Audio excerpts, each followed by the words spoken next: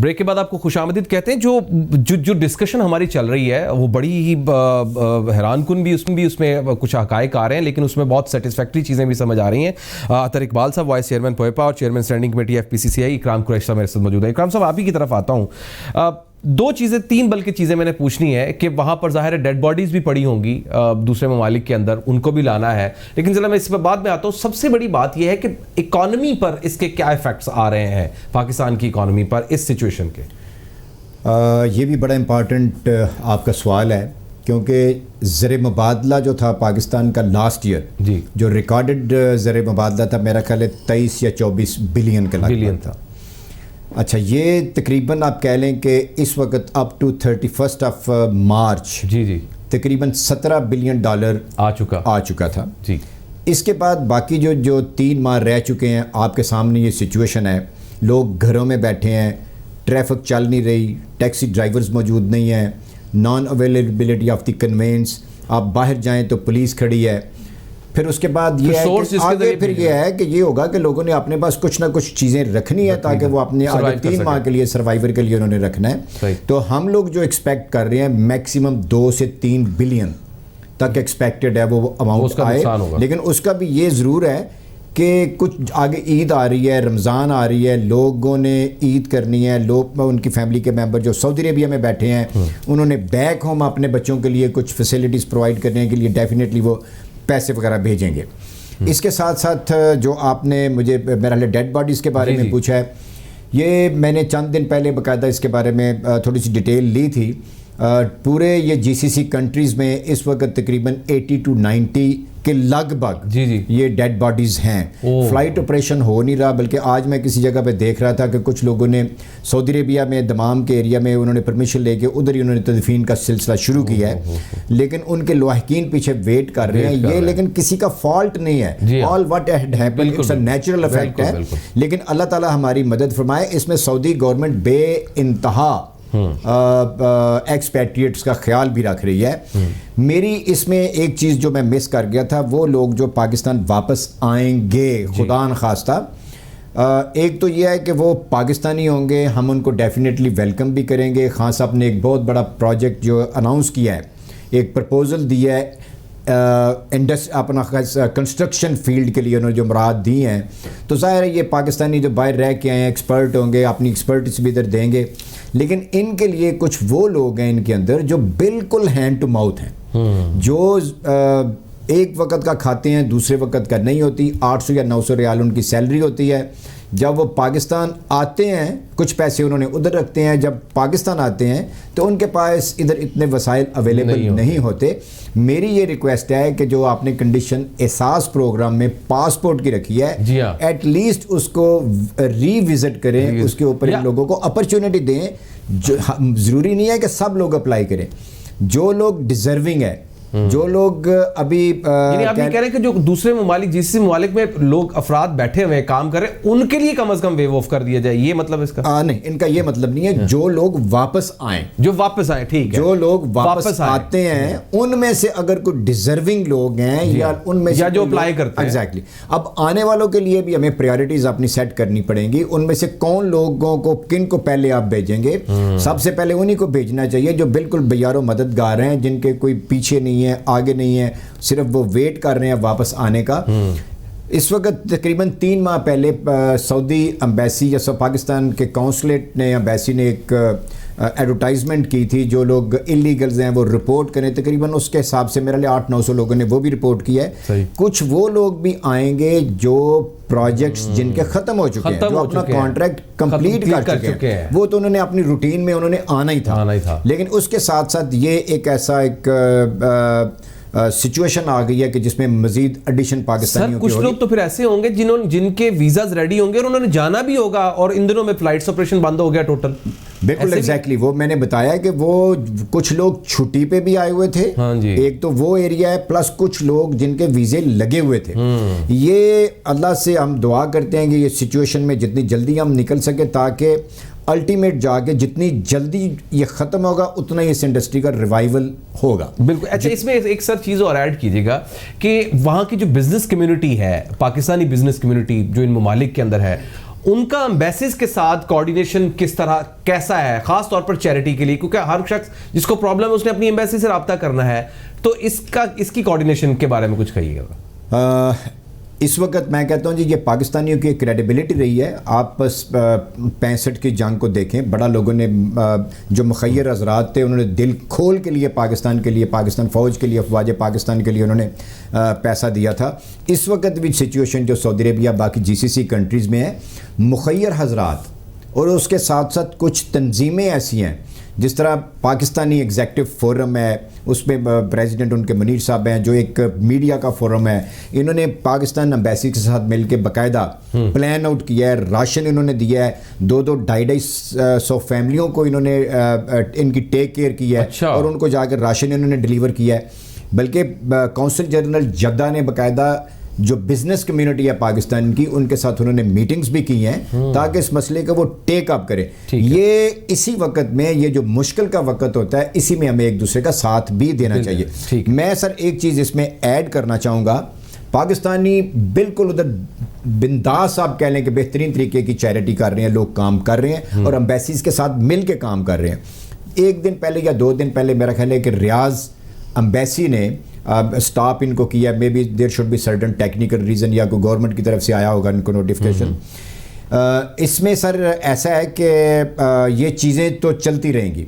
अब मसला ये है कि इसकी रिवाइवल का मसला है कि रिवाइवल कब होगा, किस तरीके से हमारी सर्वाइवल होगी पाकिस्तानियों की, और इंशाल्लाह हम we are looking for a better future of Pakistanis इंशाल्लाह। ऑलराइट, मुझे अतर साहब आपके पास एक सवाल करना है। अतर साहब, मलेशिया में कितनी वर्क फोर्स है और वहाँ की क्या पोजीशन है? रोमानिया में भी लोग जाते हैं, वहाँ की क्या सिचुएशन है, वहाँ क्या क्या हालात है? रोमानिया में तकरीबन हमारे 300 के करीब वर्कर गए हैं जो कि अपने रूटीन में काम कर रहे हैं। ठीक है। ये एक प्राइवेट सेक्टर था, प्राइवेट ही ओवरसीज एम्प्लॉयमेंट प्रमोटर्स ने अपनी मदद आपके तहत एक खोला था। गवर्नमेंट को इसके लिए रोमानिया में आसानियाँ पैदा करनी चाहिए। वहाँ पे आउटसोर्सिंग कंपनी के थ्रू ज़्यादा बिजनेस मिलने की उम्मीदें हैं। आउटसोर्सिंग के थ्रू गई हुई डिमांडें कौंसलेट अटेस्ट नहीं कर रहा। ठीक है। कौंसलेट को चाहिए कि एक नया सेक्टर जिस टाइम पे भी खुलता है वहाँ पे शुरू में प्रॉब्लम्स आती हैं। जब भी दुबई खुला होगा, सऊदीया खुला होगा, तो वहाँ पे भी ये प्रॉब्लम्स आएंगी और वक्त के साथ साथ वहाँ पे लोग एडजस्ट होते जाते हैं। मलेशिया में इस टाइम पे 1,20,000 के करीब वर्कर हैं और वहाँ पे फैक्ट्रियों में ज़्यादातर वर्कर हमारे काम कर रहे हैं या कंस्ट्रक्शन में। ठीक है। ज़्यादा तादाद हमारी फैक्ट्रीज में है। फैक्ट्री टोटल बंद है इस टाइम पे। ठीक है। कंस्ट्रक्शन के प्रोजेक्ट भी उनके बंद है। वहाँ पे कंपनियां किसी किस्म की सैलरी नहीं दे रही, फूड अलाउंस दे रही। अच्छा कि भाई आप सर्वाइव कर लें, कर ले। लेकिन वो तो लोग रेंटों पे भी रहते हैं, रेंट्स पर रहते हैं। नहीं, वहाँ पे कंपनी रहायश दे रही है, मेडिकल दे रही है, ट्रांसपोर्ट वगैरह दे रही है। अब वहाँ पे वहाँ के CW का किरदार अदा करना चाहिए, एम्बेसी को करना चाहिए कि वर्करों के कैंप में जाके उनको मोटिवेट करें कि ये मुश्किल हालात हैं। अगर कंपनी आपको इस टाइम पे फूड अलाउंसेस वगैरह दे रही हैं, ये चंद महीने के बाद आपको तनख्वाहें वगैरह, अलाउंसेस वगैरह सारी चीज़ें मिलेंगी। कि लोग जज्बाती हो के फूड अलाउंस के ऊपर वहाँ ना रुकें और वापस आएँ। उससे हमारे मुल्क में बेरोज़गारी भी बढ़ेगी और हमारी गवर्नमेंट को भी प्रॉब्लम्स होगी। इसलिए वहाँ पे एम्बेसी को अपना किरदार मजबूत अदा करना चाहिए। ठीक है। अच्छा, इसमें इकराम साहब, सऊदी गवर्नमेंट का किरदार कितना अहम है, या दुबई के अंदर या जो अरब ममालिक है जहाँ पर हमारी मैन पावर है, ख़ास तौर पर सऊदी अरब, जिस तरह से हमने एम्बेसीज की बात की, वहाँ जो बिज़नेस कम्युनिटी है पाकिस्तानी जो है, जो वो चैरिटी की बात की है, तो इसी के पैरेलल सऊदी गवर्नमेंट क्या कर रही है? देखें जी, इस वक्त क्योंकि सबसे ज़्यादा मैन पावर हमारी सऊदी अरबिया में है। जी हाँ। सऊदी गवर्नमेंट ने इस मसले को बड़ा अहसन तरीके से, बड़े अच्छे तरीके से टेक अप किया हुआ है। उनकी कोऑर्डिनेशन बाकायदा पाकिस्तानी एम्बेसीज के साथ है और उसके साथ साथ जो पाकिस्तानी जो लीडिंग आप कह लें जो कम्युनिटी है, उनके साथ भी उनके रवाबत हैं और बाकायदा उन्होंने उधर साइट्स दी हुई हैं कि आप अपने घरों में बैठे, बाहर नहीं आपने निकलना। बाकायदा कोरोना के बारे में उन्होंने पूरी लोगों को इन्फॉर्मेशन दी है, इसका इम्पैक्ट कैसे है, सेफ्टी कैसे करनी है, लोगों का डिस्टेंस कैसे होना चाहिए, सैनिटाइजर इस्तेमाल करना है। ये बाकायदा तकरीबन आप कह लें कि अपनी अपनी कंपनीज के जरिए उनको ये पूरी इन्फॉर्मेशन मिल रही है। अच्छा। इसके साथ साथ ये है कि सऊदी गवर्नमेंट ने बाकायदा साइट्स अनाउंस किए हैं कि आप इसके ऊपर जाके ऑर्डर कर सकते हैं, बाहर आप ना जाएं। जो लोग अफोर्ड कर सकते हैं, बाकायदा डॉक्टर्स घर बैठ के, पेशेंट्स घर बैठ के डॉक्टर्स के साथ ऑनलाइन मशवरा कर सकते हैं, मेडिसिन घर पे डिलीवर हो रही हैं, और उसके साथ साथ जो भी आपने करना खाने की बाकायदा उन्होंने साइट्स दी हुई हैं। यानी जो मैक्सिमम फैसिलिटी इस वक्त सऊदी गवर्नमेंट पाकिस्तानी बल्कि नहीं पूरे एक्सपैट्रिएट्स को दे रही है, उसका मेरा ख्याल जवाब नहीं है। इसी तरीके से बाकी जीसीसी कंट्रीज़ वो भी हर मुल्क बढ़ के इस वक्त जो है वो एक्सपैट्रिएट्स का ख्याल रख रहा है, हमें उनका शुक्रगुजार होना चाहिए।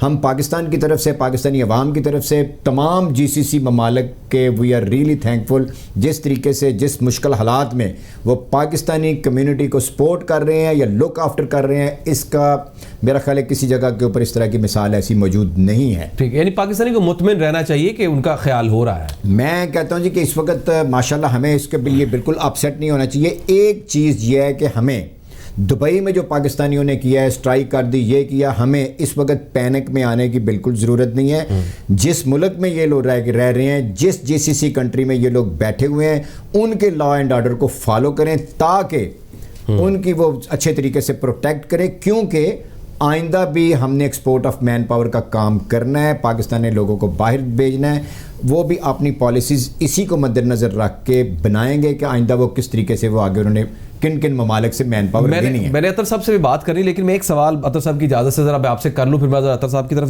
जाना चाह रहा हूँ।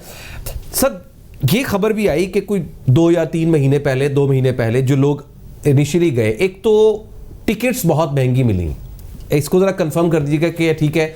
और जाहिर अभी तो 2 महीने पहले वो गए हैं, अभी तो उन्होंने काम शुरू ही किया था, उनके पास तो पैसे भी कोई नहीं है, जितना कमाना था उस हिसाब से चलना था। जो सालों से उधर है उन्होंने कुछ ना कुछ तो अपना जोड़ के रखा होगा। एक तो ये बताइएगा टिकट्स महंगी वाकई मिली है या महंगी टिकट्स पर गए हैं, और क्या दूसरा ये बताइएगा कि अब जो 2-2 महीने 3 महीने पहले गए हैं उनके क्या हालात बनेंगे? ये बिल्कुल जो आखिरी दिनों में जब फ्लाइट्स मतवक्को थी कि फ़्लाइट्स जो है वो क्लोज़ होनी है जी, तो उस वक़्त काफ़ी लोग, हर आदमी ट्राई कर रहा था जिनके पास वीज़े लगे हुए थे जी। कुछ लोग एग्जिट री एंट्री के ऊपर आए थे, वो भी जाना चाह रहे थे, उनकी टिकटें एक्सपायर हो गई थी। उस वक़्त ट्रैवल एजेंसीज़ ने, कुछ ट्रैवल एजेंसीज़ ने जिनके मुमकिन है वो याटा अप्रूव नहीं है या जो छोटे ऑफिस चला रहे हैं, अगर 50,000 की टिकट है तो उन्होंने कम से कम 70 और 75,000 की टिकट दी है। उस वक्त हमारी भी मजबूरी थी, वर्कर्स की भी मजबूरी थी ताकि वो वापस जाएं और जाके अपना काम स्टार्ट करें। खैर इस मौके के ऊपर इन लोगों को इस तरह की वो सिचुएशन में ओवर प्राइसिंग नहीं करनी चाहिए थी। सही। तो बहरहाल ये एक एड्रेसेबल सिचुएशन है।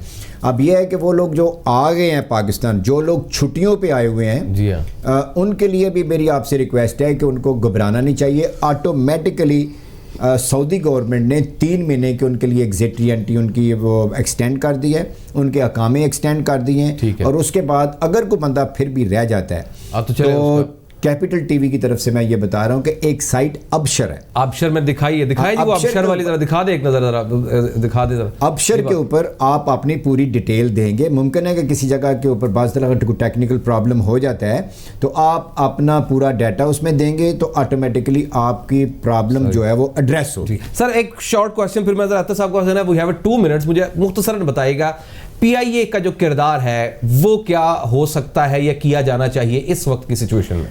बिल्कुल जी, मेरी जो न्यूज़ है उसके मुताबिक सऊदी सिविल एविएशन अथॉरिटी ने मुख्तलिफ ममालिक की एयरलाइन को जी बाकायदा उन्होंने नोटिफाई किया है कि आप अपनी जो है ना वो एयरलाइन को स्टार्ट करें। तो इस वक्त मेरा ख्याल है कि पाकिस्तान एयरलाइन को फौरी तौर पर यह स्टेप ले लेना चाहिए। जिस तरीके से उन्होंने दुबई में फ़ज़ाई सर्विस बहाल करने की सहूलत मैसर कर दिया है या उन्होंने ऐलान किया है, तो इसी तरीके से सऊदी अरेबिया के लिए भी इनको करना चाहिए ताकि जो लोग आना चाहते हैं वो टाइम के ऊपर आएँ और अपनी फैमिली में आके वो इस सिचुएशन में वो टाइम अपना गुजारें। बादल साहब मुख्तसरन कहिएगा कि अब मसाइल का हल क्या है आपके पास, कुछ शॉर्ट, क्योंकि 1 मिनट मेरे पास है, क्या हल है? क्योंकि आपकी इंडस्ट्री ने कभी मदद नहीं ली, सबसे ज्यादा ओवरसीज यही बनाते हैं, लेकिन अब जरूरत है, तो अब हल क्या है इसका? इस टाइम पे तो हम गवर्नमेंट की तरफ देख रहे हैं, उसका हल गवर्नमेंट के पास है। सबसे पहले तो जो वर्कर गए हुए हैं उन वर्कर को उधर रोकना है, ठीक है, और गवर्नमेंट ये श्योर करे कि जो वर्कर वहां रह रहे हैं उनको बेसिक सैलरी वहां पर मिल रहा है, और जिस जगह पे फूड अलाउंस नहीं मिल रहा या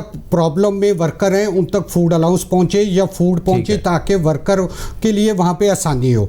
उसके बाद गवर्नमेंट को चाहिए कि ओवरसीज एम्प्लॉयमेंट प्रमोटरों के लिए जो उन्होंने गुजारिशात अपनी जुल्फी बुखारी साहब को भेजी हैं, वजीर आजम साहब को भेजी हैं, उन पर अमल दरामद करे, बिल्कुल उनके लिए आसानियां पैदा करे। थैंक यू अतर इकबाल साहब। इकराम, आपका बहुत बहुत शुक्रिया। बहुत इंफॉर्मेटिव प्रोग्राम आज हुआ। मैंने कोई अपने जाती कमेंट नहीं दे रहा, उसकी वजह यह है कि बहुत ही इंफॉर्मेटिव प्रोग्राम हो गया है। इंशाल्लाह आपके लिए मददगार होगा। मुझे इजाजत दीजिए, अल्लाह ने के बाद।